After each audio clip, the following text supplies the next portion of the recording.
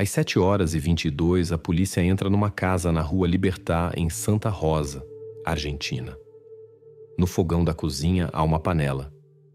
Dentro encontram-se fragmentos que um médico legista identifica imediatamente. Pertencem a Marta Fernandes, que tinha apenas 7 anos. Precisamente este facto terrível torna-se o ponto de partida para uma investigação que rapidamente se envolve em mistérios. A Rua Libertad é uma rua comum e tranquila nos arredores de Santa Rosa. Casas térreas pintadas em cores pastel. A casa número 43 não se diferenciava das vizinhas, até a manhã de 13 de agosto de 2021, quando a polícia nela entrou. 7h22. 3 polícias passam pela porta sem resistência. Na casa, há silêncio. No ar paira um fraco cheiro a cloro, ligeiramente coberto por algo desagradavelmente familiar. No fogão da cozinha, os polícias notam uma panela grande. O fogão está desligado há muito tempo. O metal já arrefecido. O médico legista, que chega um pouco mais tarde, constata imediatamente o óbvio. No interior encontram-se restos humanos. No primeiro exame, o perito chega a uma conclusão chocante. Os fragmentos pertencem a Marta Fernandes, de 7 anos. Os polícias começam imediatamente a busca da casa. O quarto de Marta está vazio. O lençol na sua cama ainda está quente. O perito conclui que a transferência teve lugar há menos de 1 hora. No corredor que leva do quarto à cozinha, o chão está recém-lavado. Cheira claramente a cloro. Alguém, obviamente, tentou esconder algo. No quintal traseiro há um caixote do lixo comercial. A tampa está ligeiramente aberta. Está vazio, mas um dos agentes pede para verificar as câmaras de vigilância vizinhas. As gravações de uma câmara da casa em frente capturam um momento importante. A hora da gravação, 2h41. No objetivo aparece uma figura num roupão longo. O rosto não é reconhecível.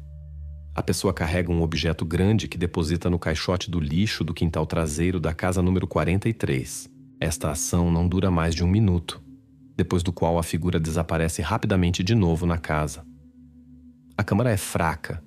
A gravação noturna fornece apenas detalhes mínimos, mas o tempo está precisamente registrado, 2h41.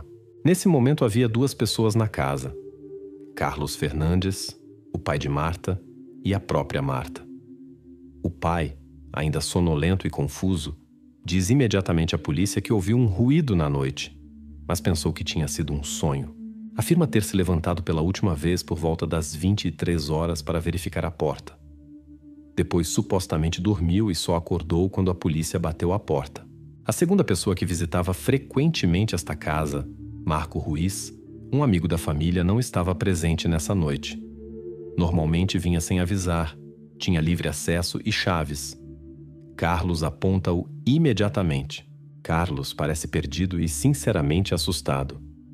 Conta aos polícias de forma incoerente que viu na escuridão alguém que se parecia com Marco, no quintal traseiro. Mas os detalhes da sua história são confusos. Obviamente não tem certeza das suas próprias palavras. No entanto, os polícias tomam esta declaração em ata e começam a procura de Marco Ruiz. Na cozinha, o perito faz, entretanto, outra constatação importante. Os restos foram cozinhados durante pelo menos 40 minutos. O temporizador do fogão desligou-se às 3h28. A indicação do temporizador coincide com os primeiros cálculos do perito e confirma que o processo terminou exatamente nesse momento. Ao juntar os 2 factos, os polícias estabelecem um período. A câmara gravou às 2h41 uma pessoa desconhecida com um objeto volumoso junto ao caixote do lixo. O temporizador do fogão parou às 3h28. O período entre estes 2 pontos torna-se o momento-chave. Quase 50 minutos que determinarão o curso posterior da investigação.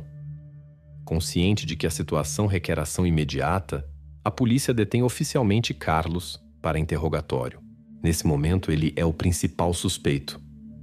A sua culpa, no entanto, ainda não está provada. Até agora, apenas os dados do temporizador do fogão e a estranha figura na câmara contradizem as suas palavras. Marco Ruiz não está em casa. O seu paradeiro atual é desconhecido. Amigos e conhecidos não dão por enquanto informações à polícia sobre os seus movimentos nessa noite. Passaram 2 dias desde a detenção de Carlos Fernandes. A polícia continua a verificar as suas declarações, que aos investigadores ainda parecem incompletas e contraditórias. A pergunta principal permanece inalterada. Carlos cala-se obstinadamente sobre o que fez na noite de 13 de agosto, desde a meia-noite até as 4 da manhã. Dívidas. Essa é a primeira pista que os investigadores seguem mais profundamente. De um relatório bancário, fica-se a saber que Carlos Fernandes não pagou durante vários meses um empréstimo de 18 mil pesos argentinos. O banco tinha enviado lembretes e exigido o reembolso do dinheiro. Caso contrário, ameaçavam medidas duras. Ainda não está claro se estes problemas estão relacionados com os eventos na Casa da Rua Liberdade. Mas os problemas financeiros, como mostra a experiência de investigações em casos similares, são frequentemente o primeiro passo para decifrar a personalidade do suspeito. O próximo detalhe causa ainda mais confusão. Os investigadores solicitam os dados do operador de telefonia móvel e deparam-se com um facto interessante. Na noite de 12 para 13 de agosto, o telefone de Carlos funcionava perfeitamente, com exceção de um estranho intervalo de 1 hora e 17 a 1 hora e 45. Durante este período, o telefone foi posto em modo de voo e depois ligado novamente. Quem e por que interrompeu a ligação durante estes 28 minutos é desconhecido. Carlos não dá explicação sobre isto. Entretanto, a polícia continua a examinar o passado de Carlos. Aparecem registros médicos segundo os quais teve um exame na Clínica Psiquiátrica Municipal de Santa Rosa 11 meses antes dos eventos trágicos.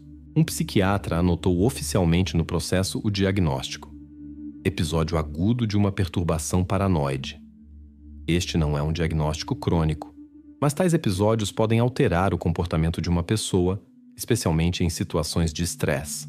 Os investigadores também consideram esta versão, embora até agora não haja ligação direta. A investigação volta-se para o ambiente de Carlos. Uma entrevista com um dos seus colegas da fábrica, onde Carlos trabalhava há vários anos, fornece novos detalhes. O colega, cujo nome é Luiz, conta à polícia que Carlos tinha feito várias vezes comentários estranhos sobre Marta. Uma vez disse literalmente: "Ela é-me de alguma forma estranha. Nus mia."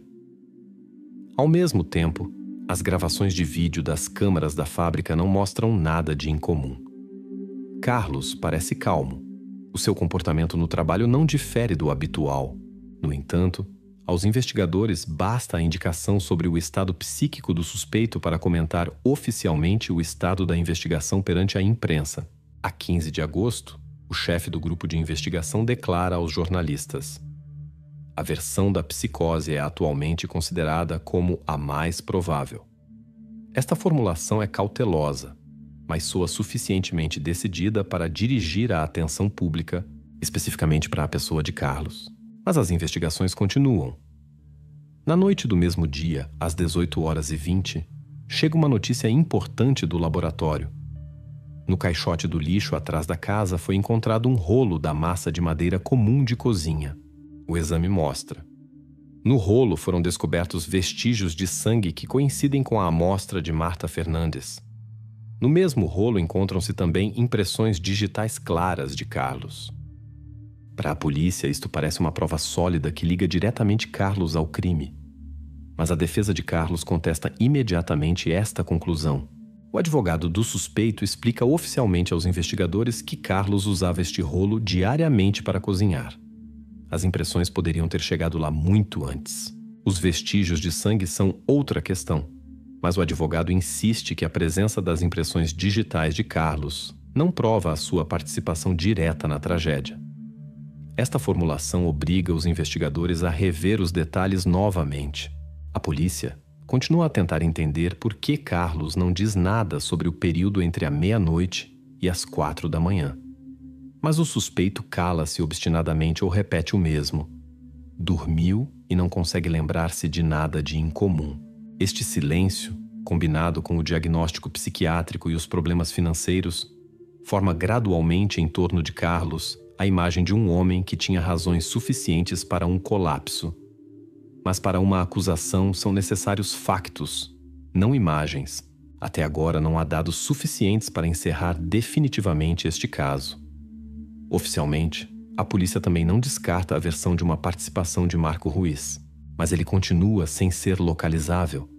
E a versão expressa por Carlos de que viu exatamente Marco no quintal traseiro nessa noite não é apoiada por nada, exceto as suas próprias palavras. Ruiz permanece por enquanto fora do foco da investigação, embora a sua pessoa esteja a ser verificada por todos os canais. No final do segundo dia após o anúncio oficial da versão da psicose de Carlos aos jornalistas, o caso parece ter progredido algo. As dívidas de Carlos, o modo de voo do telefone, o episódio psiquiátrico e as impressões digitais no rolo, estes são detalhes significativos que formam um retrato complexo do suspeito. A investigação aprofunda-se na personalidade de Carlos, mas ainda não há respostas definitivas. A investigação dirige a sua atenção para a família Fernandes e recua meio ano no tempo, antes dos eventos trágicos de agosto. Ao primeiro plano sai a mãe de Marta, Sofia Fernandes. Até agora tinha sido apenas uma testemunha, uma mãe que tinha sido interrogada. Agora, se a polícia faz perguntas desconfortáveis sobre a sua vida privada e a sua situação financeira. Sofia trabalha há alguns anos na clínica local. Oficialmente, a sua posição é enfermeira, mas os horários de trabalho que a polícia estuda mostram uma estranha regularidade. Nos últimos 6 meses, Sofia só tinha aceite turnos noturnos pelos quais recebia o dobro do salário. O dinheiro adicional parecia ser uma explicação lógica, até que os investigadores encontraram os extratos de conta. Os extratos mostram transferências regulares de cerca de 10 mil pesos argentinos para uma conta com a nota SOF.R. O dinheiro era enviado de 2 em 2 semanas, ordenadamente, sistematicamente, sempre em pequenas partes para não atrair a atenção do marido. Nos relatórios de fevereiro encontram-se 2 dessas transferências, no dia 2 e 10 de fevereiro. Sofia obviamente não queria que Carlos soubesse deste dinheiro. Os investigadores ainda não descobriram a quem pertence a conta, e a própria Sofia responde evasivamente que se trata de poupanças pessoais para todos os casos. Nos protocolos do Messenger WhatsApp, os investigadores notam uma comunicação intensa entre Sofia e o amigo da família Marco Ruiz. A correspondência tem um tom pessoal que não encaixa bem com as conversas habituais sobre ajuda em tarefas domésticas. No entanto, quando Sofia é confrontada com estas mensagens, afirma que Marco só ajuda Marta com os trabalhos de casa, já que Carlos, devido aos seus turnos noturnos no supermercado, quase nunca está em casa. Mas as declarações dos vizinhos que os detetives recolhem contradizem as afirmações de Sofia. O vizinho da casa em frente, um homem idoso, confirma que viu Marco Ruiz sair da casa dos Fernandes na noite de 11 de fevereiro às 22h55. Nesse momento, Carlos não estava em casa. Trabalhava no turno noturno no supermercado. Tempo e lugar encaixam perfeitamente. A pé do supermercado à casa são cerca de 3 quilômetros. Isso demora aproximadamente 35 minutos. Assim, Sofia e Marco estavam efetivamente sozinhos sem Carlos, e provavelmente não pela primeira vez. Esta informação chega à imprensa e surge a primeira versão pública. Um triângulo amoroso. Jornais e canais de notícias locais sugerem cautelosa, mas firmemente que existe uma relação entre Sofia e Marco. Desta versão, conclui-se rapidamente que o motivo do crime poderia ter sido o ciúme de Marco em relação a Sofia ou o seu conflito com Carlos. Os investigadores que tinham verificado Marco Ruiz, no entanto, examinam cuidadosamente o seu álibi para a noite de 13 de agosto. As câmaras do supermercado onde trabalha como armazenista noturno exculpam-no completamente da suspeita do crime. Segundo as gravações de vídeo, Marco encontrava-se continuamente no trabalho desde as 0h15 até as 3h40. Assim, não podia estar fisicamente na casa dos Fernandes na Rua Libertad, no momento em que a tragédia ocorreu. A pista falsa é rapidamente encerrada com um protocolo oficial das câmaras do supermercado. A suspeita direta contra Marco é abandonada, mas a ideia de uma relação secreta entre Sofia e Marco não desaparece. Sofia torna-se novamente uma figura importante nesta investigação, embora o seu papel permaneça por enquanto pouco claro. Os investigadores voltam-se novamente para as transferências bancárias. O dinheiro que flui para a conta desconhecida Sof.R permanece como o maior enigma que Sofia não se apressa a esclarecer. As provas recolhidas pela investigação indicam que Sofia tentou durante um período prolongado esconder algo do marido. Mas enquanto os investigadores não descobrirem completamente os seus motivos, persiste a tensão em torno da vida privada da família Fernandes. A investigação retém factos importantes: transferências de dinheiro secretas, turnos noturnos de Sofia, encontros frequentes com Marco Ruiz na ausência do marido. Estes detalhes dão à investigação uma nova direção, embora falte uma ligação direta com o crime. A versão de um romance entre Sofia e Marco aparece por enquanto apenas como motivo de conflito dentro da família, mas sem relação direta com o próprio Carlos. Os vizinhos confirmam que havia esquisitices na família Fernandes, uma tensão que era mesmo perceptível de fora. Mas não há provas diretas contra Sofia. E Carlos persiste na versão de que dormiu nessa noite e não ouviu nada. A investigação não apressa conclusões, já que entende que o caso é sério e requer uma abordagem cuidadosa. Em torno da família, cria-se uma nova aura de desconfiança. Sofia e Marco estão sob observação estreita, apesar do álibi confirmado deste último. O mais importante, no entanto, é que os investigadores gradualmente põem de lado as emoções e concentram-se apenas nos factos. Duas perguntas principais permanecem abertas. Por que Sofia transferiu secretamente dinheiro do marido e que relação a ligava realmente a Marco Ruiz? A resposta à primeira pergunta poderia lançar luz sobre o verdadeiro motivo do crime. A resposta à segunda, explicar o comportamento de Carlos e Sofia nos últimos dias antes da tragédia. A investigação regressa às provas materiais, mas de outro ângulo. A próxima descoberta promete ser decisiva. A manhã de 16 de agosto traz um detalhe novo e extremamente inesperado à investigação. No laboratório criminalístico, onde previamente tinha sido examinado o rolo com as impressões digitais de Carlos e o sangue de Marta, descobrem uma partícula microscópica de látex azul. O tamanho do fragmento é mal reconhecível mesmo sob o microscópio, mas esta descoberta é suficiente para dirigir o curso da investigação numa nova direção.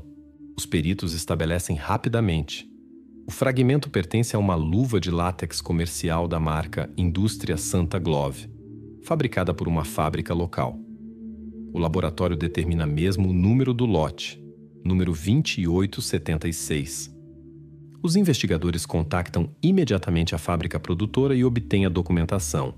O lote número 2876 foi fabricado no início de agosto de 2021 e entregue a vários clientes na cidade de Santa Rosa.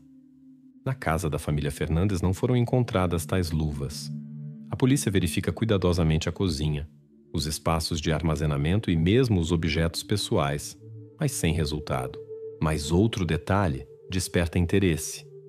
O lote de luvas número 2876 foi comprado recentemente pelo supermercado onde Marco Ruiz, o amigo da família que tinha caído previamente sob suspeita, trabalha há muitos anos. No mesmo dia, às 14h45, os investigadores vão ao supermercado para verificar pessoalmente a presença das luvas. Tudo encaixa perfeitamente. Uma guia de remessa de 1º de agosto de 2021 confirma que exatamente este lote chegou recentemente ao armazém do supermercado. A direção coopera com os investigadores e permite a recolha de várias amostras para uma verificação adicional. Marco Ruiz é convocado novamente para declarar. O seu álibi já tinha sido confirmado anteriormente, mas o facto de as luvas se encontrarem no seu local de trabalho requer um esclarecimento. A pergunta do investigador se poderia ter pegado ou usado luvas deste lote, Marco responde calmamente: as luvas estão ao alcance de todos. Qualquer funcionário poderia tê-las pegado, mesmo clientes se quisessem. Estão sempre ali em aberto. A sua resposta soa lógica, mas não elimina completamente as perguntas dos investigadores. As provas, no entanto, juntam-se numa outra imagem. A versão de que Marco poderia ter pegado despercebidamente numa luva, vir durante a noite e organizar o incidente, parece plausível. Esta versão torna-se novamente o tema central das discussões dentro do grupo de investigação. mas são necessárias mais provas antes que uma acusação séria possa ser feita.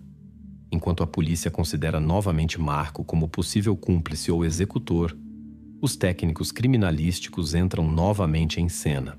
Ao fim da tarde do mesmo dia, exatamente às 22h10, o perito em datiloscopia reporta notícias chocantes. No fragmento microscópico de látex encontrado no rolo foi identificada uma impressão digital parcial clara, e esta impressão digital pertence novamente a Carlos Fernandes. A correspondência da impressão digital é confirmada por 11 características únicas. Isso é suficiente para um tribunal. Os momentos de suspeita contra Marco são imediatamente abandonados. Torna-se claro que Carlos entrou em contato de alguma forma com a luva que tinha sido previamente ligada ao local de trabalho de Marco. A pista falsa na qual Ruiz desempenhava o papel do culpado é definitivamente encerrada. Agora a investigação dispõe de uma prova direta contra Carlos. Todas as provas físicas concentram-se exclusivamente no pai de Marta. As perguntas sobre o estado psíquico de Carlos permanecem abertas e devem ser esclarecidas no processo judicial. O parecer da clínica municipal será apresentado separadamente ao tribunal, e só lá se verá se o seu comportamento foi consciente ou relacionado com o episódio paranoide previamente estabelecido. Os investigadores trabalham agora com materiais suficientes para uma acusação: o rolo, o sangue, o fragmento de látex e as impressões digitais. Esta coleção de provas normalmente é suficiente para formar uma posição forte perante o tribunal.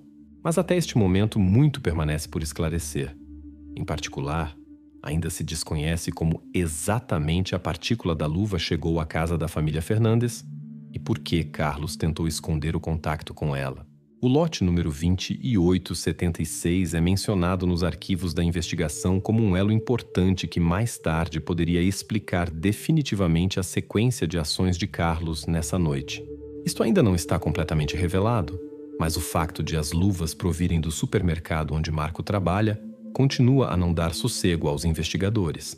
Esta nova peça de evidência fortalece consideravelmente a posição da acusação, embora não revele o motivo direto de Carlos. O seu silêncio em relação à noite da tragédia permanece um enigma, e as ações secretas da sua esposa Sofia em relação às transferências financeiras permanecem ainda no fundo das investigações. Até agora não há uma imagem clara que explique como os segredos familiares puderam levar a tais consequências trágicas. No entanto, a investigação começa a preparar os documentos para a transferência do caso para o tribunal. Nos próximos dias deve ter lugar a acusação oficial contra Carlos. Atualmente permanece como único acusado contra quem existem provas claras. O curso posterior das investigações deve esclarecer os últimos pontos e revelar definitivamente o motivo e a cronologia das ações que levaram à tragédia na casa da Rua Libertad. A sala do tribunal em Santa Rosa está cheia até ao último lugar. O caso que começou na madrugada de 13 de agosto do ano passado termina após quase 7 meses. Agora decide-se o destino de um homem cujo nome se tinha tornado conhecido em toda a cidade durante este tempo. Carlos Fernandes, acusado do crime contra a sua própria filha Marta. O procurador fala primeiro. Enumera seca e, consequentemente, as provas que tinham sido recolhidas durante estes meses. A primeira e mais importante peça de evidência é o rolo encontrado no caixote do lixo atrás da casa na Rua Libertad. A perícia confirmou sem dúvida a presença do sangue de Marta e as impressões digitais do próprio Carlos. A segunda peça de evidência são as gravações da câmara do vizinho, feitas às 2h41 da noite. O tribunal permite o uso de uma tecnologia de melhoria de imagem usando um algoritmo de rede neural, o que no ano 2022 é reconhecido como uma prova legal e confiável. A gravação melhorada mostra uma figura num roupão longo, cujo tamanho coincide exatamente com o de Carlos, 1,78 metros. Identificar completamente o rosto é impossível, mas os dados são suficientes para excluir outras pessoas. A terceira peça de evidência é a micropartícula de uma luva de látex descoberta no mesmo rolo.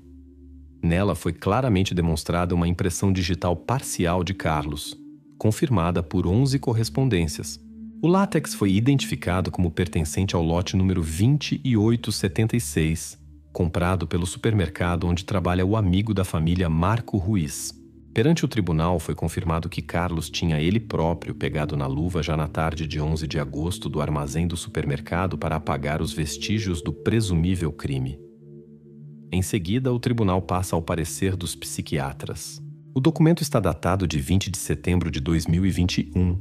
Segundo as conclusões dos especialistas, Carlos Fernandes, no momento do crime, estava consciente do caráter das suas ações, mas encontrava-se sob a influência de um estado delirante causado por ciúme patológico. Este diagnóstico não o isenta de responsabilidade, mas explica as razões que o levaram a tal ato. Após o parecer psiquiátrico, o procurador aborda os detalhes relacionados com os problemas financeiros da família.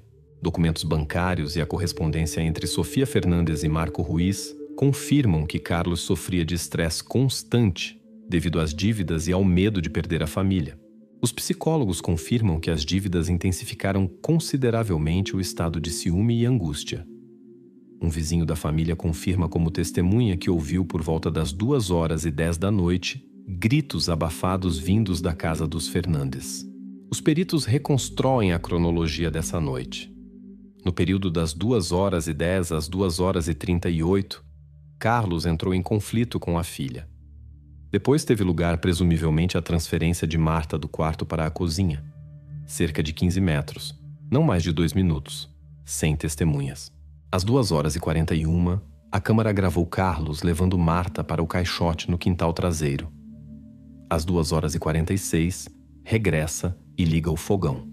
O temporizador desligou-se exatamente às 3h28, o que corresponde completamente aos cálculos dos peritos sobre o tempo de ação da temperatura nos restos encontrados mais tarde. A defesa tenta contradizer.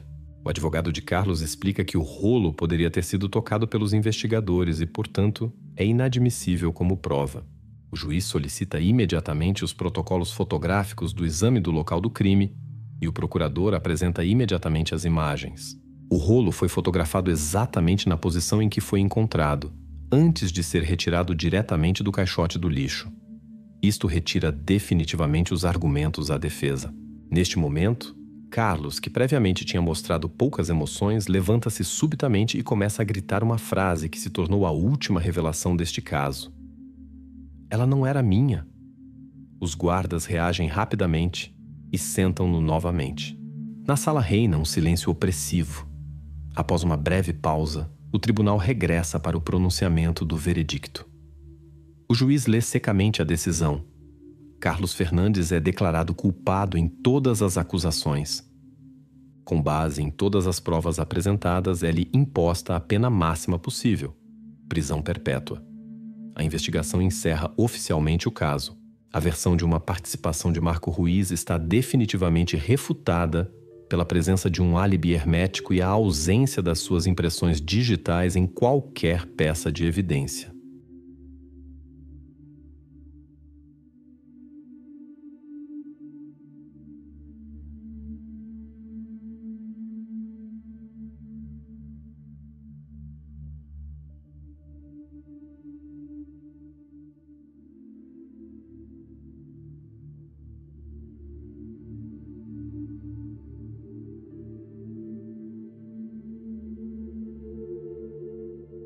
Sofia Fernandes também não tem nada a ver com a tragédia. O seu álibi é confirmado por gravações do seu local de trabalho e testemunhas. O tribunal também se expressa separadamente sobre a questão do estado psíquico de Carlos. Embora uma parte do parecer tenha sido lida na sala do tribunal, a versão completa da perícia psiquiátrica de Carlos Fernandes permanece selada até ao ano 2035 por ordem do tribunal. As razões desta decisão não são oficialmente reveladas. A sessão terminou. Espectadores e imprensa abandonam a sala do tribunal. Carlos é levado sob vigilância reforçada. O caso, que tinha mantido toda a cidade em suspense durante mais de meio ano, está encerrado para sempre. A polícia chegou a um armazém após uma chamada comum. Os trabalhadores tinham encontrado um barril velho e enferrujado que exalava um odor forte. Era até assustador abri-lo. Ninguém suspeitava que lá dentro estaria a chave para um mistério de 5 anos. Às 9h45 da manhã, no dia 10 de maio de 2023, um dia de trabalho comum na zona industrial de Beira Rio foi interrompido por uma chamada à polícia. O armazém número 17, situado no fundo de um bairro cinzento, destinava-se ao armazenamento de equipamentos de construção e industriais. O último inventário programado tinha sido feito há quase 2 anos. Desde então, alguns dos objetos armazenados foram dados como perdidos e esquecidos.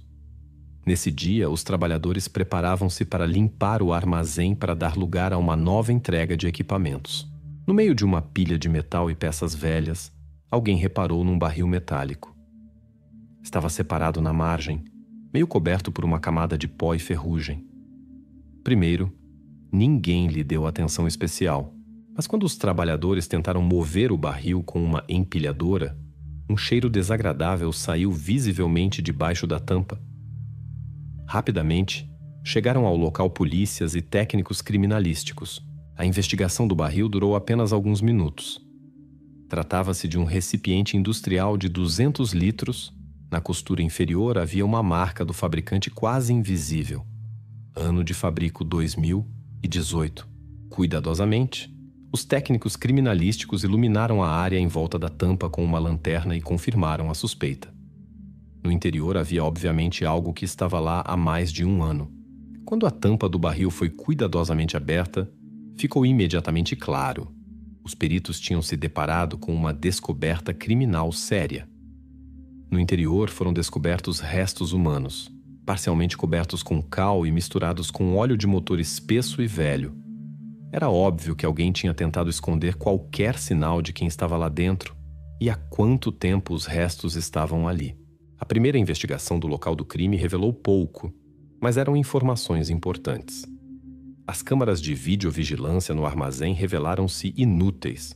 Os arquivos com mais de 2 anos eram automaticamente apagados.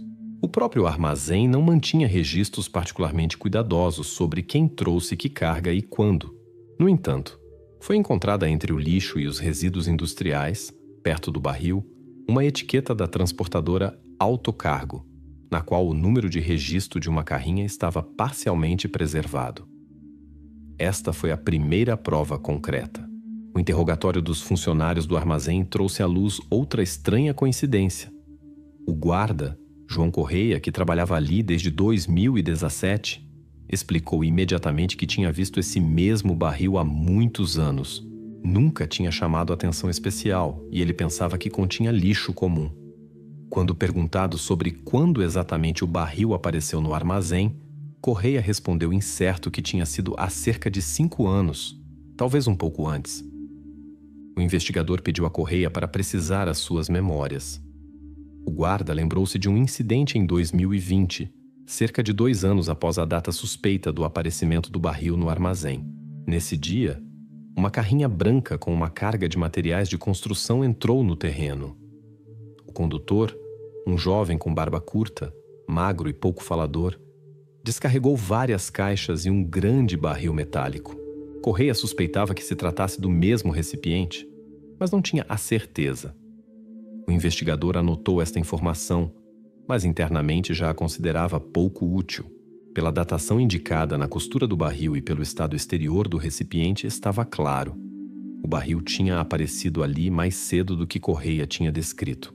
Mas a versão com o condutor barbudo desconhecido e a carrinha branca foi oficialmente tomada em consideração e permaneceu como a primeira suspeita provisória. Foi urgentemente ordenada uma análise rápida de ADN dos restos. Para a polícia, este era um procedimento habitual, mas o tempo de espera prolongou-se por quase 5 horas. Às 16h25 do mesmo dia, chegou uma resposta inesperada do laboratório.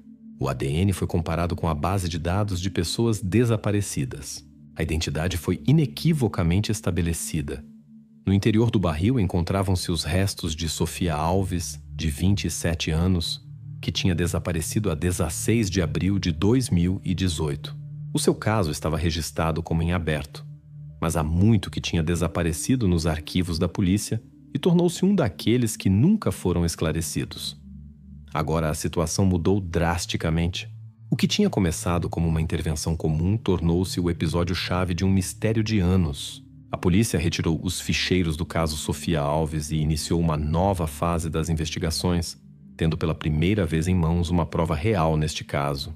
Até então, os investigadores não sabiam quem exatamente era o condutor da carrinha branca e se ele tinha uma relação direta com os acontecimentos. Também permanecia desconhecida a pessoa que realmente colocou Sofia no barril.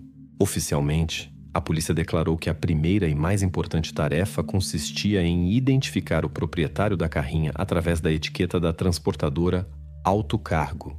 A partir desse momento, cada próximo passo poderia aproximar os investigadores da resolução do mistério que tinha vivido 5 anos num barril velho e enferrujado.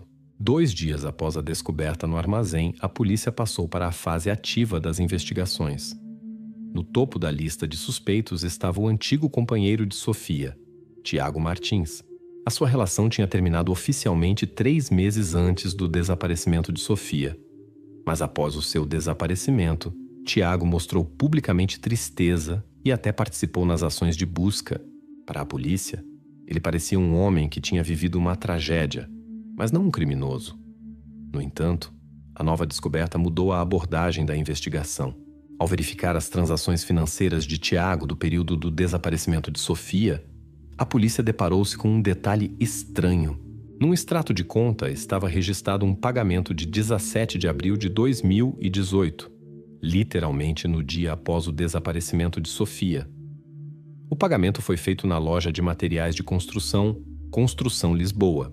Na descrição da mercadoria estava claramente barril 200 litros, número de artigo 327, montante 109 euros. Os investigadores solicitaram imediatamente o recibo da loja. O resultado chegou ao fim de algumas horas. O número de série do lote indicado no recibo coincidia perfeitamente com a marcação do barril do armazém número 17. Este foi um facto indiscutível que confirmou que Martins tinha adquirido o barril. Foi a primeira prova séria que ligava Tiago diretamente ao local da descoberta. A polícia interrogou Tiago no dia seguinte. Ele parecia calmo, quase indiferente. Quando perguntado por que precisava de um barril industrial diretamente após o desaparecimento de Sofia, Martins apresentou sem hesitação uma fatura antiga. Segundo ela, o barril foi supostamente comprado para armazenar gasóleo, já que possuía uma carrinha Fiat Ducato e planeava viagens mais longas. Primeiro, isso soou lógico. No entanto, a polícia não se fiou nas palavras do suspeito e conduziu uma verificação adicional. A carrinha antiga de Martins foi quase imediatamente encontrada. Já tinha sido vendida em 2019 através de um site de carros usados. Ao examinar o veículo, revelou-se que tinha sido modificado. O volume do depósito de combustível tinha sido quase duplicado de forma artesanal. Os peritos declararam claramente no seu parecer: um recipiente adicional para armazenar gasóleo na forma de um barril industrial não era necessário para o proprietário. O álibi do suspeito vacilou pela primeira vez. Surgiu uma contradição óbvia. Tiago tinha claramente mentido ao explicar o propósito da compra. Na mesma noite, a polícia recebeu uma declaração inesperada que os levou a examinar ainda mais atentamente a personalidade do suspeito. Miguel Souza, vizinho e colega de Martins em pequenos trabalhos de reparação, explicou aos investigadores que Tiago, naquele dia, 17 de abril de 2018, não tinha comprado mas 2 barris metálicos. Souza assegurou que Martins lhe tinha cedido um deles, e exatamente esse o vizinho tinha visto na sua garagem até 2020. A declaração de Miguel soava sincera e convincente, mas imediatamente surgiu um novo enigma. Se Souza realmente possuía um barril, onde estava agora esse segundo recipiente? Uma verificação da garagem de Miguel não revelou nada por enquanto. Vestígios do barril ou de gasóleo não foram encontrados no local. Souza revelou-se íntegro. A versão do segundo barril ficou no ar e permaneceu por resolver. As investigações prosseguiram, entretanto. A 13 de maio de 2023, a polícia obteve autorização judicial para buscar o apartamento de Tiago Martins no bairro Antigo de Alfama. O apartamento pequeno e arrumado despertou imediatamente dúvidas nos técnicos criminalísticos. Uma primeira inspeção não revelou nada de invulgar, mas quando os peritos removeram uma pequena parte do laminado no corredor, o quadro mudou drasticamente. Debaixo do revestimento do chão, nas juntas e nas emendas do cimento velho, foram encontrados vestígios microscópicos de sangue. Uma análise rápida confirmou os piores receios da polícia. Os vestígios encontrados pertenciam a Sofia Alves. Esta foi a segunda, e já extremamente grave prova que indicava inequivocamente uma ligação de Martins com o desaparecimento da rapariga. Após esta descoberta, Tiago perdeu o controle. Calou-se e recusou-se a continuar a falar sem advogado. A polícia decidiu suspender temporariamente o interrogatório para não assustar o suspeito e aguardar os resultados da investigação completa do chão no apartamento. Era assim necessário confirmar o volume e a idade exata dos vestígios encontrados. Se o sangue tivesse sido deixado exatamente no dia do desaparecimento de Sofia, justificações adicionais do suspeito tornar-se-iam impossíveis. Enquanto a investigação estava em pleno andamento, os investigadores voltaram novamente às ligações financeiras e pessoais de Tiago. O antigo companheiro de Sofia já não parecia ser a pessoa que antes se via, enlutado e compassivo. Pelo contrário, apareciam cada vez mais contradições nas suas palavras e ações, cada vez mais estranhezas que anteriormente ninguém tinha notado. Mas permanecia em aberto a questão do segundo barril. Apesar da declaração de Miguel Souza, a polícia não se apressou com conclusões definitivas. Até agora não estava sequer claro se o segundo barril existia. E se sim, porque ninguém exceto o vizinho de Martins o tinha visto. A investigação voltou novamente à verificação de documentos e registros para não perder nenhum detalhe que pudesse lançar luz sobre os acontecimentos de 5 anos atrás. Os momentos de suspeita adensavam-se em torno da figura de Tiago Martins, um homem que aparentemente era hábil em esconder a verdade mesmo das pessoas mais próximas. Quase uma semana depois de a atenção dos investigadores se ter concentrado na pessoa de Tiago Martins, a polícia alargou o círculo de busca de respostas e dirigiu-se à família de Sofia Alves. Na investigação original de 5 anos atrás, a sua família não tinha sido incluída na lista de suspeitos e aparecia exclusivamente como parte lesada. Agora, pela primeira vez, as suas transações financeiras foram cuidadosamente examinadas. Precisamente o lado financeiro da vida de Sofia revelou subitamente detalhes inesperados. Ao analisar os negócios bancários de Sofia, os investigadores descobriram uma grande transação. 14 mil euros em dinheiro tinham sido levantados da sua conta literalmente um dia antes do seu desaparecimento, a 15 de abril de 2018. Este detalhe, por alguma razão, não tinha chamado a atenção anteriormente, e agora os investigadores decidiram chegar ao fundo da questão. No encontro pessoal com a mãe de Sofia, Carla Alves, os investigadores tentaram esclarecer a origem e o propósito desse dinheiro. Carla, uma mulher no início dos 50, parecia sincera e reservada, mas a sua resposta despertou imediatamente desconfiança. Sofia não tinha dívidas. Nunca pediu dinheiro emprestado e não devia nada a ninguém. No entanto, os documentos bancários falavam uma linguagem diferente. Além disso, revelou-se que Carla Alves, no mesmo dia, 15 de abril, tinha recebido uma transferência de 6 mil euros na sua conta. O propósito oficial era laconicamente indicado: para a renovação da cozinha. Carla explicou sem emoções especiais que isso provinha da venda de um carro familiar antigo que supostamente há muito queriam vender. Nas suas palavras, não havia nenhum vestígio de agitação, e ela confirmou calmamente que o dinheiro provinha exatamente desse negócio. Os investigadores verificaram as palavras de Carla. Segundo o registro das repartições de registro, a família Alves não tinha vendido nenhum carro nem em abril de 2018 nem posteriormente. Além disso, a última venda registrada de carro na sua família tinha acontecido 3 anos antes do desaparecimento de Sofia. As palavras da mãe revelaram-se uma mentira. Agora a polícia suspeitava que Carla Alves escondia informações importantes dos investigadores. Surgiram suposições de que a mãe sabia muito mais sobre os problemas financeiros da sua filha do que tentava mostrar. Uma das versões iniciais da investigação era a suposição de que Carla poderia ter sabido de uma chantagem pelo antigo companheiro da sua filha, Tiago Martins. Os investigadores começaram a suspeitar que esse dinheiro poderia ter sido parte de um resgate ou a tentativa de resolver um conflito sobre o qual a família preferia não falar.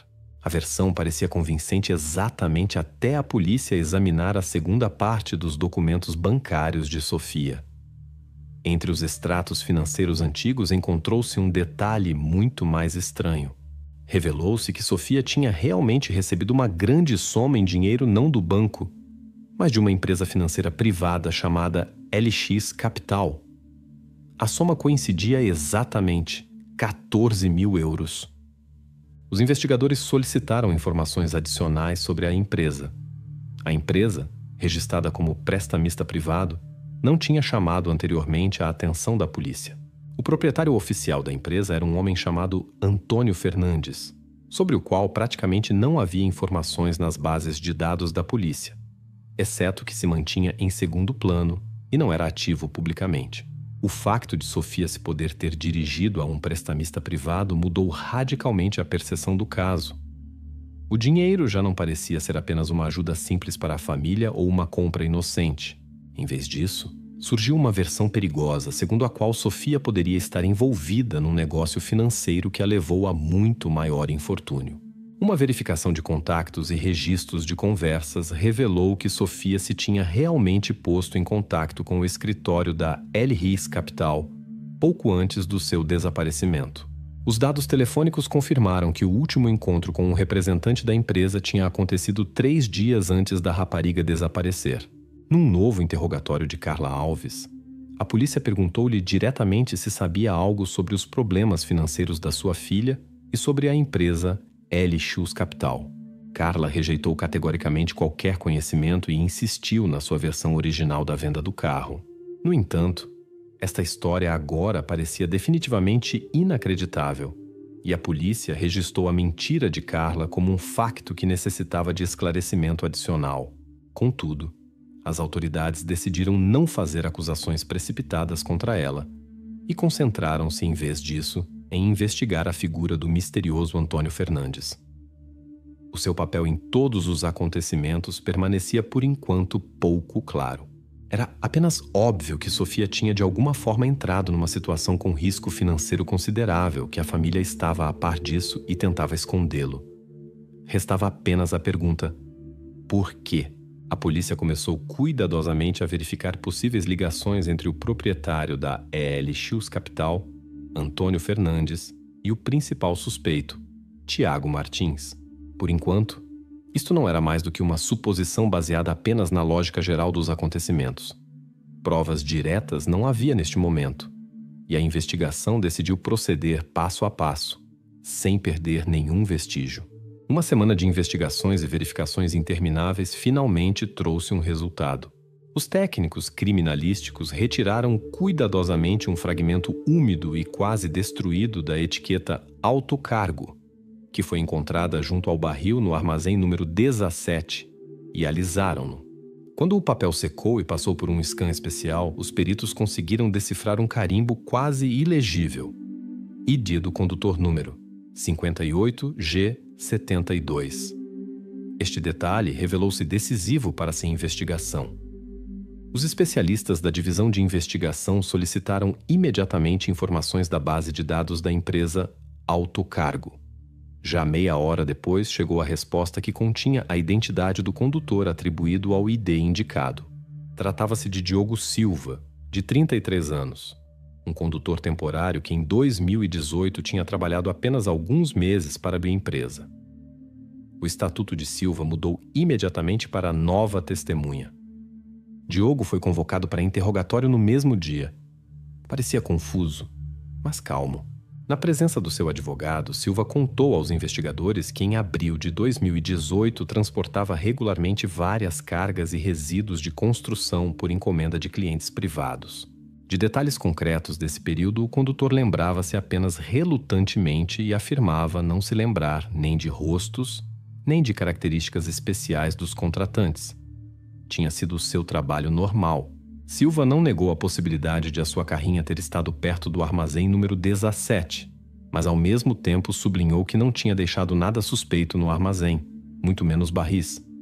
A polícia não se apressou a acreditar na sua palavra.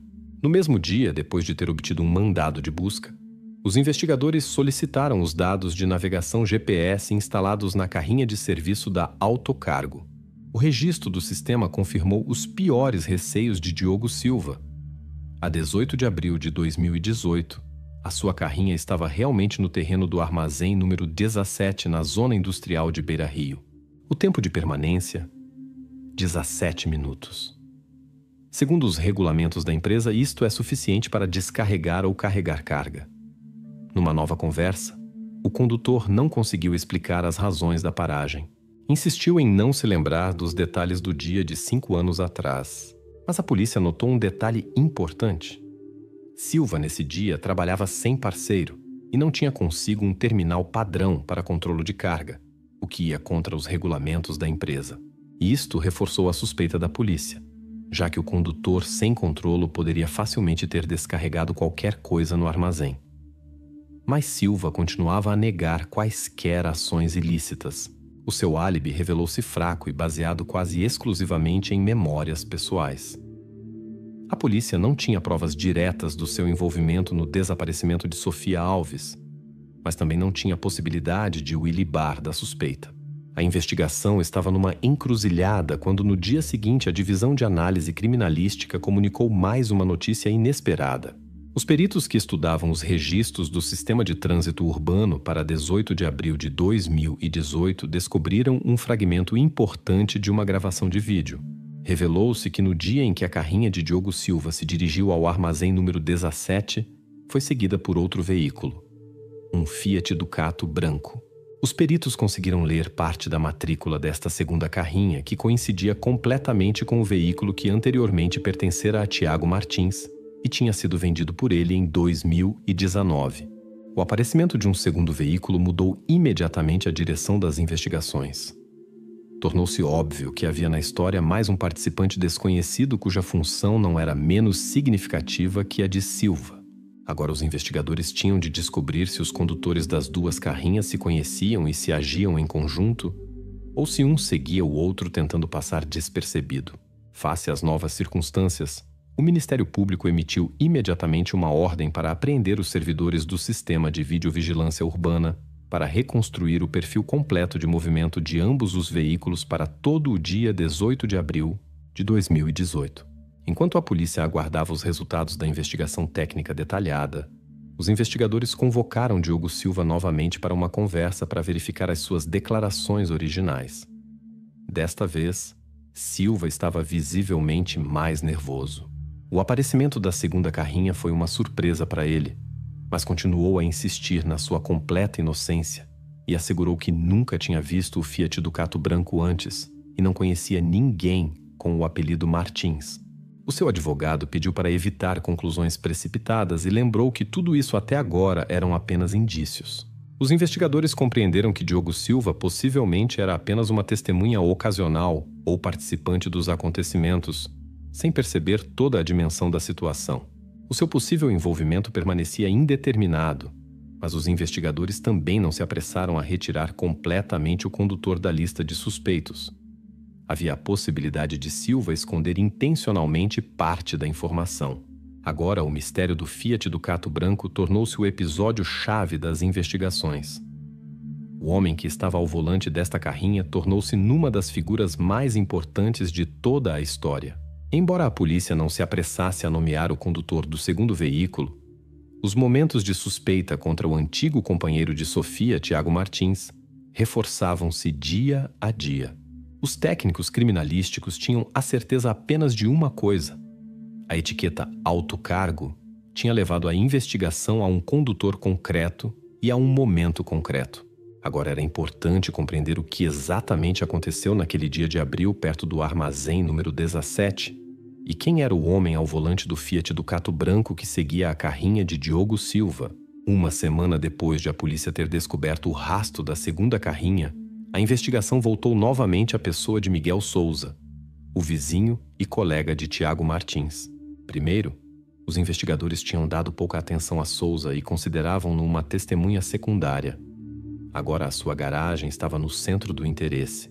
A 30 de maio, a polícia conduziu uma busca programada na garagem de Miguel, que ele usava como pequena oficina de reparações. No interior, entre caixas com ferramentas e sacos de cimento, foram encontrados vários pares de luvas velhas de construção. Não pareciam suspeitas até um dos peritos notar uma fina camada de pó esbranquiçado nelas. Uma análise rápida revelou rapidamente que se tratava de cal comum de construção, mas a polícia decidiu enviar as luvas para análise laboratorial aprofundada. Já na noite do dia seguinte, chegaram resultados que mudaram radicalmente o Estatuto de Souza. No interior de uma das luvas foram encontrados vestígios microscópicos de sangue e cabelos que coincidiam em 99,8% com o ADN de Sofia Alves. Agora a polícia tinha mais um suspeito. Souza foi detido para interrogatório na noite do mesmo dia. Nos primeiros minutos parecia chocado e não escondeu a sua surpresa pela descoberta na sua garagem. Miguel explicou aos investigadores com confiança que as luvas tinham sido deixadas por Tiago Martins após uma reparação que tinham feito juntos há alguns anos. Afirmou que ele próprio quase não as usava e há muito se tinha esquecido que possuía essas luvas. Os investigadores verificaram as palavras de Souza e descobriram que ele realmente tinha trabalhado nos anos 2017 a 2018 juntamente com Martins numa série de objetos.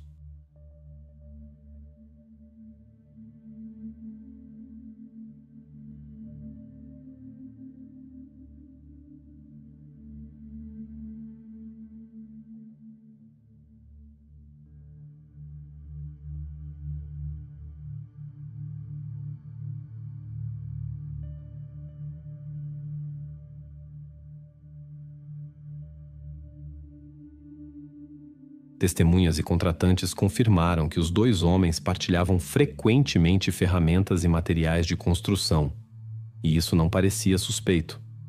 Mas o aparecimento do ADN de Sofia nas luvas tornou automaticamente a situação mais complicada. Os investigadores tentaram estabelecer se Souza poderia ter transportado ou movido o barril.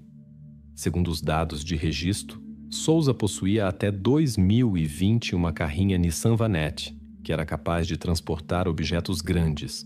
Teoricamente, poderia ter percorrido os 12 quilômetros até a zona industrial de Beira Rio e de volta em meia hora.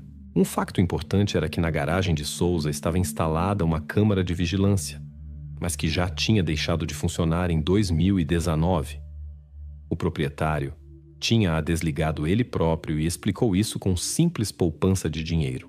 Uma verificação revelou que isso era verdade. Gravações após esse período não existiam.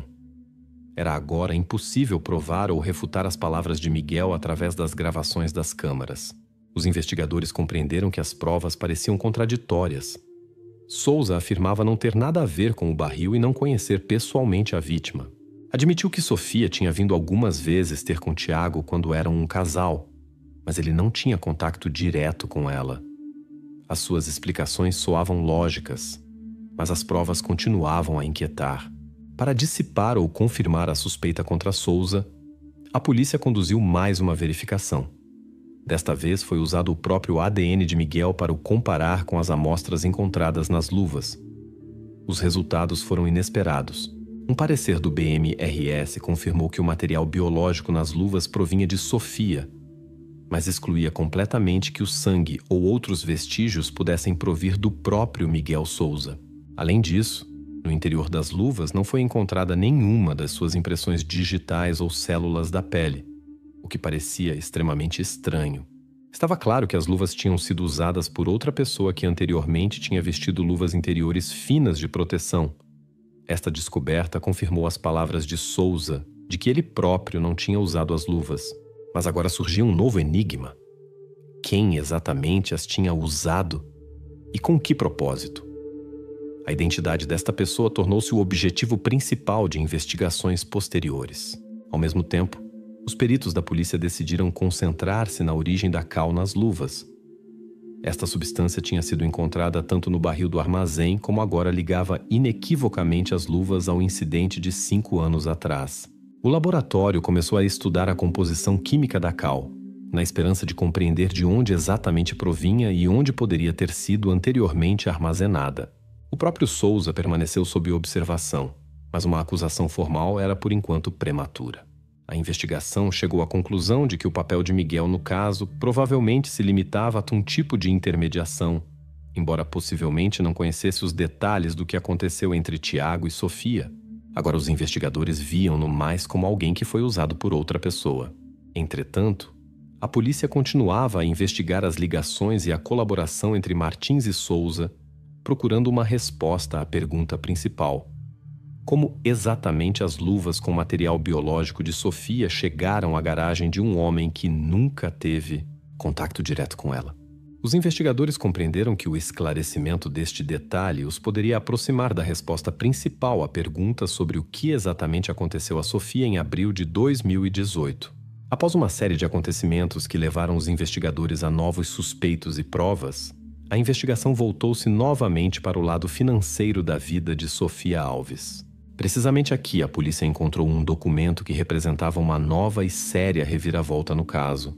Ao investigar arquivos bancários e jurídicos, os investigadores obtiveram um contrato de microcrédito que Sofia tinha assinado apenas um dia antes do seu desaparecimento, a 15 de abril de 2018.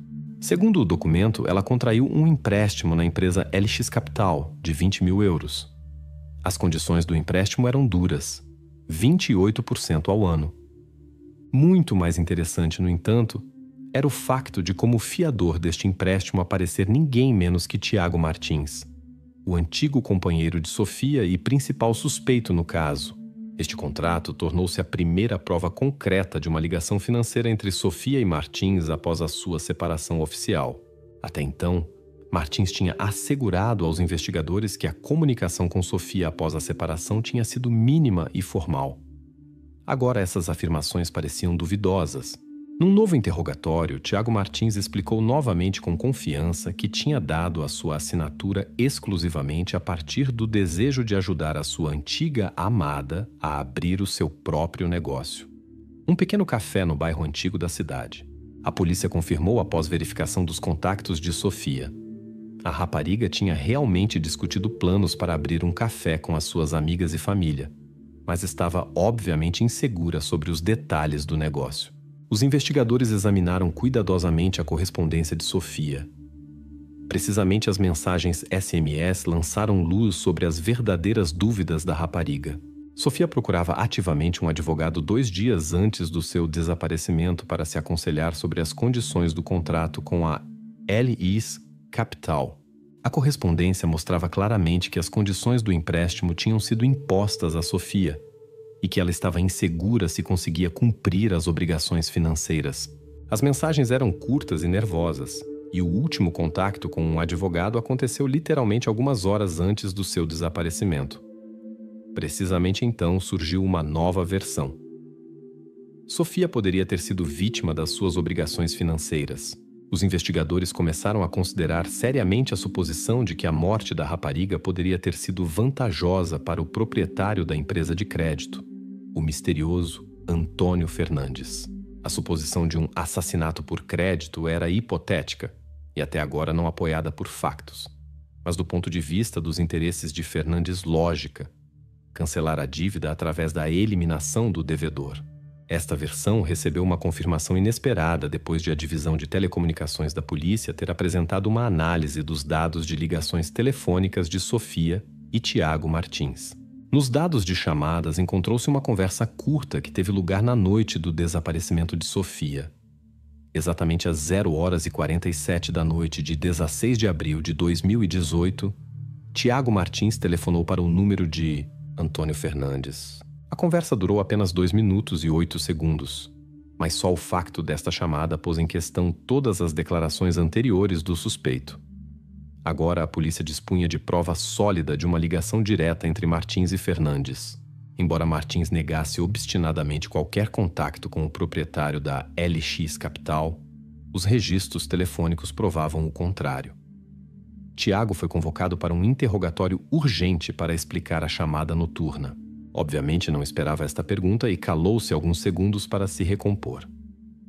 Depois explicou com confiança que não se lembrava dos detalhes da conversa porque já tinham passado 5 anos. Martins insistiu que se poderia ter tratado de uma coincidência ou de uma chamada acidental. Mas os investigadores notaram a sua evidente inquietação. A polícia, compreendendo que de Martins neste momento não era de esperar nada substancial, solicitou imediatamente autorização judicial para escutas telefônicas de Fernandes. Estava claro que precisamente o proprietário da L-Shows Capital poderia possuir as chaves para esclarecer o desaparecimento de Sofia. E agora tornou-se o centro das investigações. A versão de um envolvimento de Fernandes parecia lógica e promissora, mas até agora a investigação não dispunha de provas diretas da sua culpa. Ele permanecia uma figura na sombra, um potencial mentor cuja função ainda não estava completamente esclarecida. O rastro financeiro de Sofia descobria gradualmente detalhes completamente novos da sua vida que nem sequer a sua família conhecia. Sofia tinha caído numa armadilha de dívidas, e a única pessoa que a poderia ter ajudado era precisamente Tiago. No entanto, o seu motivo permanecia questionável. Vantagem financeira ou ciúme pessoal? Ambas as variantes os investigadores mantinham em vista, mas nenhuma podia ser completamente confirmada até agora. Assim, o mistério da chamada noturna tornou-se para a polícia no rastro mais importante. Os investigadores começaram a preparar uma verificação em grande escala dos contactos de Fernandes, na esperança de descobrir ligações que até agora estavam escondidas dos olhos da polícia. O assassinato por crédito permanecia a principal hipótese de trabalho, mas aos investigadores faltava ainda o mais importante: provas. No contexto destes acontecimentos, a polícia de Lisboa voltou novamente ao ponto de partida: o contrato de Sofia e a assinatura de Tiago. Precisamente estas duas pessoas, ligadas por um documento financeiro, eram a chave para resolver esta história misteriosa e inquietante que começou no distante abril de 2018. Os acontecimentos decisivos da investigação levaram a polícia novamente a um dos principais suspeitos, Tiago Martins, e a sua velha carrinha Fiat Ducato. Há alguns dias, os técnicos criminalísticos tinham descoberto uma prova importante: um cartão SD do sistema Fleetguard, que tinha sido instalado pelo próprio Martins já em 2017. Os investigadores esperavam que os dados do cartão ajudassem a reconstruir a rota noturna da carrinha e estabelecer onde se encontrava nas horas decisivas do desaparecimento de Sofia. O exame do cartão confirmou as piores suposições dos investigadores. Na noite de 18 de abril de 2018, o sistema Fleetguard registrou a rota exata da carrinha. Às 23h19 da noite, o Ducato saiu da rua Campolide em direção à zona industrial de Beira Rio. Já às 23h34, o veículo chegou ao armazém número 17. Exatamente o armazém onde 5 anos depois foi encontrado o barril com os restos de Sofia. Os investigadores solicitaram imediatamente dados similares para o segundo veículo que pertencia a Miguel Souza, uma Nissan Vanette. Souza continuava sob rigorosa observação da polícia, e o seu envolvimento ou não envolvimento nos acontecimentos poderia ter mudado completamente a direção das investigações. Mas aqui, os investigadores esperavam uma desilusão. O sistema GPS na carrinha de Souza tinha sido completamente desligado já em março de 2018. Uma verificação física revelou que o fusível do módulo GPS tinha sido removido intencionalmente. Isto tornava impossível determinar as coordenadas exatas do veículo no momento de interesse para a polícia. Num novo interrogatório de Souza, os investigadores confrontaram-no com esta nova informação e exigiram uma explicação. Miguel mostrou-lhes, sem hesitação, mensagens antigas de um chat privado com Martins. Na correspondência encontrava-se realmente um pedido de Tiago para ajudar no transporte de alguns sacos de cimento. O momento do envio da mensagem coincidia com o tempo de movimento do Ducato. Souza insistiu que queria sair mais tarde, mas Tiago tinha supostamente retirado o pedido no último momento. No entanto, nos dados GPS e nas gravações de vídeo da Polícia de Trânsito, a Nissan Vanette de Souza não foi registrada naquela noite. Em nenhum troço de estrada que levava à zona industrial apareceu a sua carrinha, o que levantou dúvidas sobre a sinceridade de Miguel na investigação. Surgiu a hipótese de que ele tinha desativado intencionalmente o GPS e desviado a atenção das câmaras para permitir à carrinha de Martins uma viagem desimpedida ao armazém. Esta versão soava convincente, mas permanecia sem provas diretas. A polícia decidiu não a excluir definitivamente, mas classificou Souza novamente como testemunha. As acusações que se apoiavam apenas em suposições indiretas pareciam demasiado frágeis. O foco das investigações voltou ao Fiat Ducato e à pessoa de Martins. Os investigadores obtiveram autorização judicial para apreender e abrir o seu telefone privado. Desta vez, os esforços da polícia não foram em vão. No lixo das fotos apagadas foi encontrada uma imagem tirada a 18 de abril de 2018 às 2h11 da noite. A foto tinha sido tirada no interior do Ducato e mostrava claramente um barril metálico idêntico ao encontrado posteriormente no armazém. Esta foto tornou-se a descoberta mais importante. Mas quem tinha tirado esta foto e com que propósito, permanecia desconhecido. Os metadados da imagem estavam parcialmente danificados, e a polícia teve de a entregar aos técnicos criminalísticos para a recuperação dos dados EXIF. Por enquanto, a questão de quem tinha tirado a foto permanecia em aberto. Agora os investigadores tinham uma confirmação sólida de que o Fiat Ducato de Tiago Martins tinha estado no local do crime na noite do desaparecimento de Sofia. Isto reforçou significativamente os momentos de suspeita contra ele, embora o próprio Martins respondesse a todas as perguntas secamente e brevemente. Não me lembro dos detalhes. Não percebo como esta imagem pode ter chegado ao meu telefone. Tentou cinear. Peritos continuavam a analisar a rota noturna do Ducato e anotavam todas as suas paragens que o sistema FleetGuard registrara. Precisamente este sistema era agora o principal auxiliar da polícia, permitindo criar um quadro completo das ações do suspeito. Os peritos não excluíam que pudesse ter havido nesta história mais uma pessoa cujo veículo não foi captado por nenhuma câmara naquela noite. Possivelmente era precisamente esta pessoa que ajudou Martins. Os investigadores não se apressaram com conclusões. Compreendiam que a situação em torno de Souza não estava clara. Até agora não tinham provas diretas que confirmassem o seu envolvimento no transporte do barril ou no encobrimento de vestígios. No entanto, os investigadores também não podiam excluir completamente o seu envolvimento. As investigações tinham avançado significativamente. Agora a polícia tinha não apenas suposições, mas coordenadas e tempos reais que confirmavam que precisamente a carrinha de Martins tinha estado perto do armazém na noite em que Sofia desapareceu. Mas as perguntas principais permaneciam ainda no ar, e até agora não havia respostas claras sobre os motivos e o papel de cada um dos envolvidos.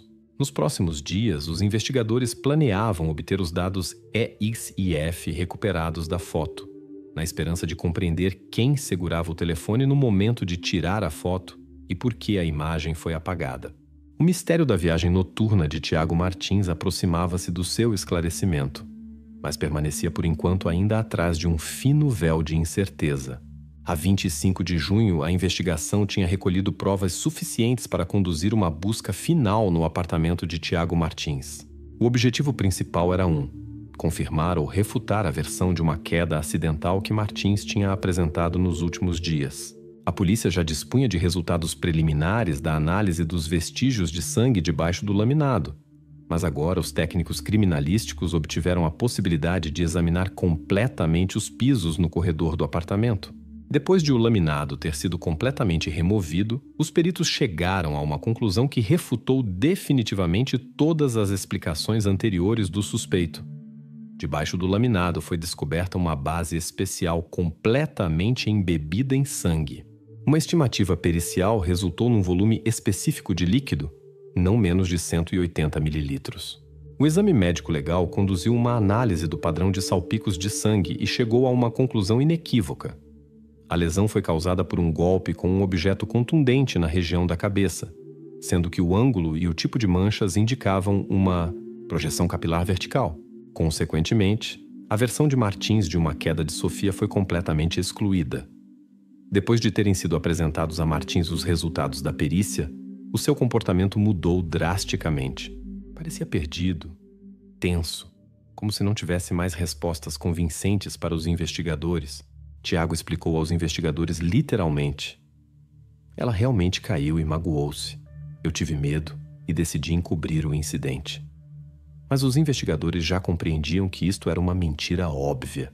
O médico legista refutou imediatamente na presença de Martins a possibilidade de sofrer tal lesão numa queda comum.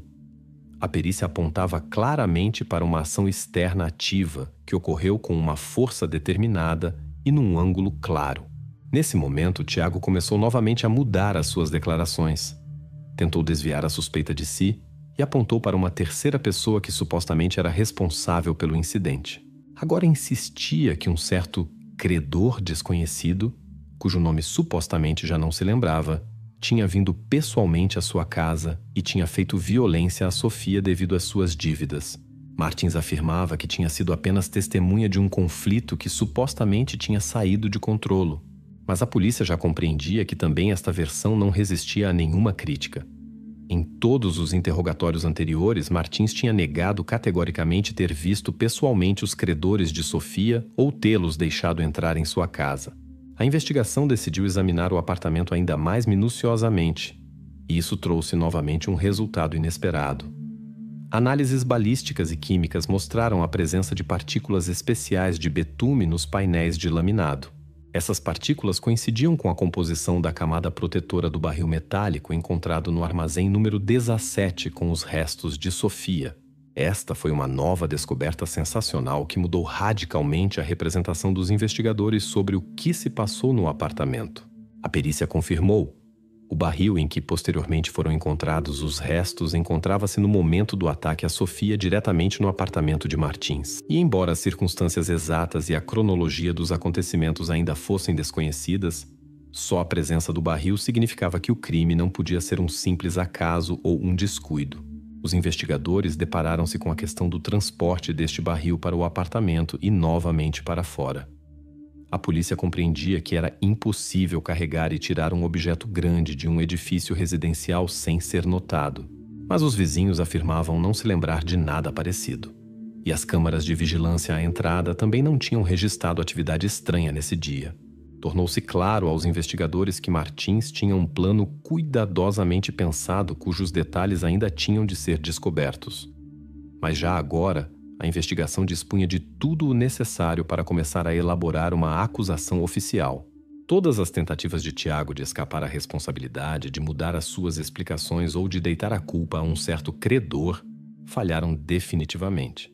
Provas físicas, pareceres médico-legais e contradições lógicas nas suas declarações não deixavam dúvidas sobre o envolvimento de Martins. Entretanto, a polícia não se apressou a excluir completamente o envolvimento de outras pessoas, como, por exemplo, Souza ou o proprietário da empresa de crédito Fernandes. Mas os seus papéis no acontecido ainda não estavam claros e, sobretudo, não tinham a mesma confirmação séria que Martins. A última fase das investigações estava perto do fim. Todo o quadro do crime juntava-se lenta, mas imparavelmente. Tiago Martins quase já não negava os factos, embora a sua última linha de defesa parecesse mais uma tentativa desesperada de mitigar a sua própria punição do que uma explicação real do acontecido. Neste momento, diante dos investigadores estava apenas uma tarefa por resolver: compreender como Martins conseguiu transportar o barril de tal forma que nenhuma testemunha o notou. Este enigma permanecia o último elemento não resolvido do caso e foi separado num processo individual que a investigação queria concluir nos próximos dias.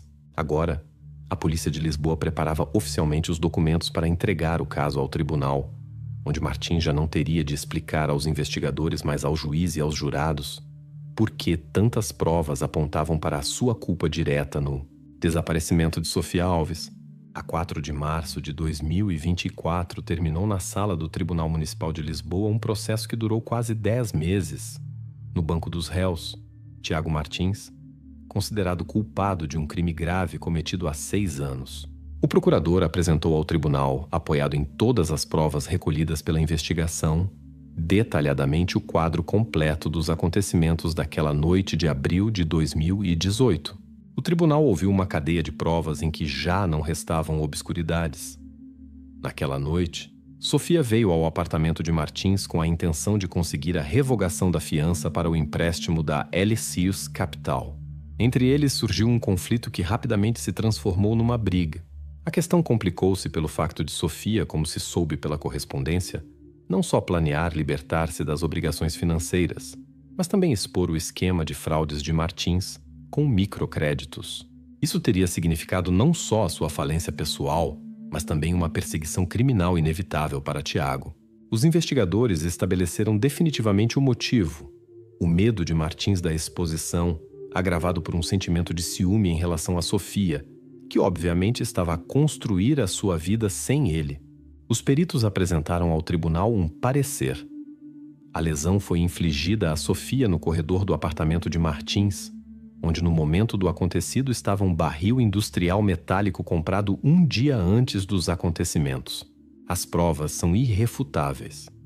As partículas de betume no laminado coincidiam com o revestimento do barril, e os vestígios de sangue confirmavam completamente a biomecânica da lesão.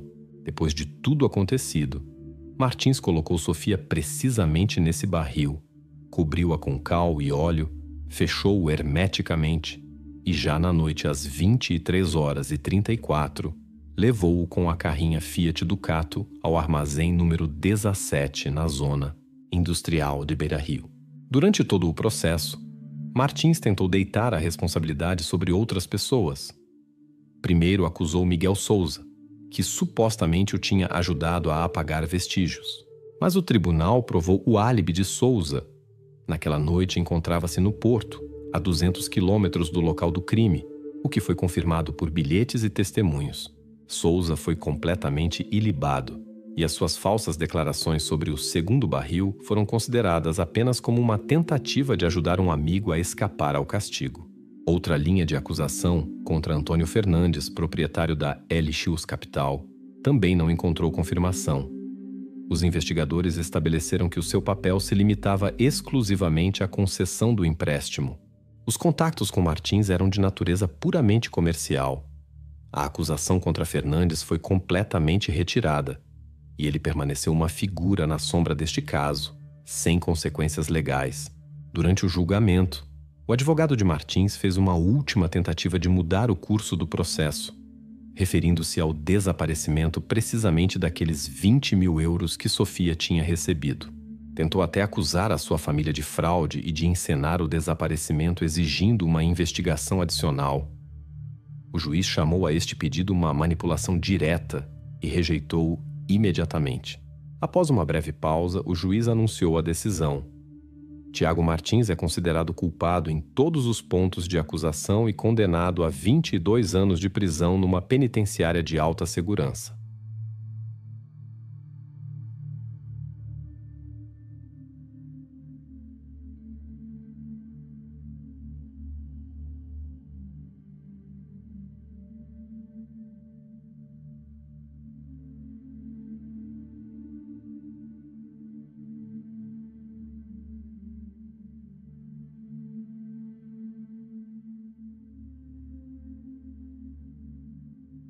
A sentença foi pronunciada secamente, sem emoções e comentários, como convém a um tribunal.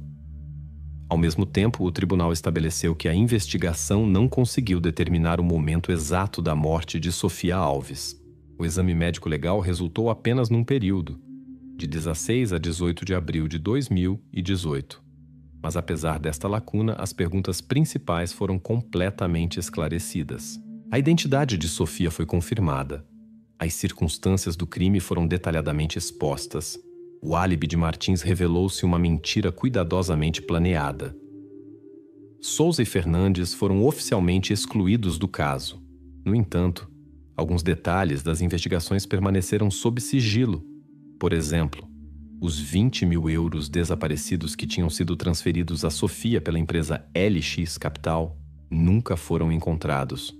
Os oficiais de justiça tentaram obter acesso às contas financeiras da empresa, mas a operação funcionava através de contas fictícias para a obtenção de dinheiro e o rastro perdeu-se. As investigações sobre este assunto foram suspensas até o aparecimento de novas informações. Também nunca foi esclarecido quem mais poderia ter ajudado Martins a encobrir vestígios. As câmaras de vigilância não registraram o movimento do barril e as testemunhas não notaram nada suspeito. Esta parte do caso permaneceu em aberto e aguarda novos dados, se alguma vez aparecerem. O processo terminou exatamente às 17 horas. Martins foi levado da sala do tribunal algemado. Não olhou para trás e não disse uma palavra. A família de Sofia Alves levantou-se e saiu silenciosamente da sala do tribunal. O processo judicial foi encerrado.